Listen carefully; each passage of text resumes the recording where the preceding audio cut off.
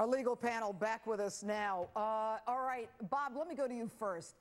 Anna and I were sitting here in studio shaking our head. I mean, this George Anthony has taken so many incoming shots. I mean, are you surprised that he did attempt suicide? But if you look at bias, he says he didn't.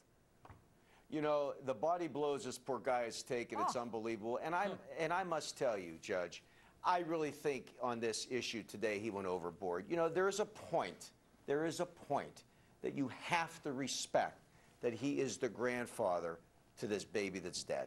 He crossed that. He took away the reverence of that relationship. That was too much. I think it was a little offensive, if not a lot offensive to many. Enough is enough with George. Okay, and Mark Eiglosh, I'll go to you. Not only that, but he started the opening and he said that every morning before she got on the school bus, little Casey had to basically service her father. I mean, what do you think the jury is thinking about this? That's a million-dollar question. That argument didn't resonate with me at all. I found it offensive. One that did, I think, resonate with the jury were actually having photographs of little Kaylee up on the ladder in the pool, almost putting in mind like this could have actually happened. For me, I thought it was absolute malarkey. Having a photograph of her climbing a ladder and being in the pool no more proves an accidental drowning than having a photo of me in high tops proves that I play for the Miami Heat.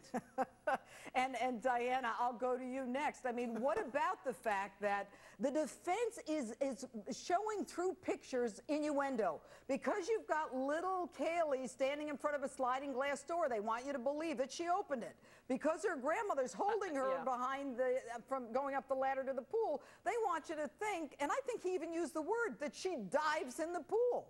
What do you think, Diana? It's awful. I can only imagine what the prosecutor's going to say tomorrow morning about these pictures in the pool. And like I said, does that mean every single time you have a child that dies under suspicious circumstances, if you have a pool in the backyard, that everybody's, you know, free and clear? I mean, and he kept saying over and over again, we don't know how the child died. I'm like, wait a minute. You told us in opening the child died in an accident. Why do you keep saying you're never going to know how the child died? Well, He's really so stuck with that opening. Maybe, Diana, it's part of his fantasy, phantom, everything, the forensics, and all of the other stuff. But Anna Siga, I mean, you'd think that he's making any sense in terms of tying his own case together?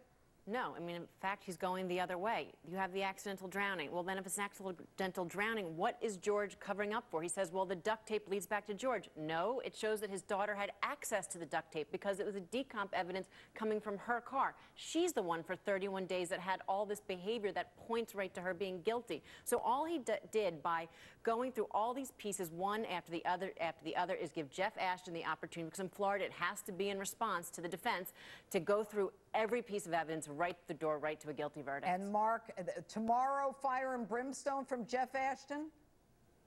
Without question, assuming it's him. It could be Linda. I'm not sure who's giving it. But ultimately, you're going to feel that they believe in their case. What was missing today was, when you looked in Jose's eyes, you didn't feel that he believed that his client was innocent, that this was a tragedy, a miscarriage of justice, that the child really did drown, and his client is being charged with murder. You never felt that, and that is important to feel.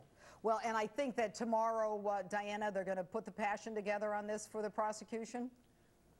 Oh, I definitely think so. You know, it's hard for me to imagine that Linda Drain Burdick will not do this second closing, because this has been her baby from the beginning.